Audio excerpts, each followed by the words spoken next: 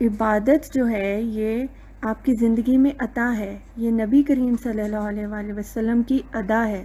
بس اس ادا کے مطابق آپ چل پڑو۔ جبرائیل امین علیہ السلام آ کے بتاتے تھے کہ عبادت یوں کرنی ہے، اللہ پاک کو اس طرح پسند ہے۔ مثلاً آپ کا جو رکوع ہے وہ کچھ فرشتوں کے برابر ہے،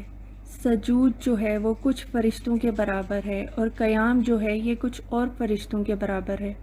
انسان کو ان تینوں کا بتا دیا گیا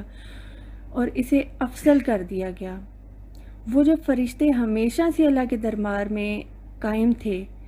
ان کو یہ کہا گیا کہ انسان بھی قائم ہے، یہ رکوع بھی کر رہا ہے، سجود بھی کر رہا ہے، تم تینوں سے بہتر ہے کیونکہ کاروبار دنیا بھی کر رہا ہے اور ہمیں یاد بھی کر رہا ہے۔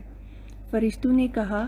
کہ انسان جو ہے یہ فساد کرے گا، جھگڑا کرے گا، خون خرابہ کرے گا، اور ہم تیری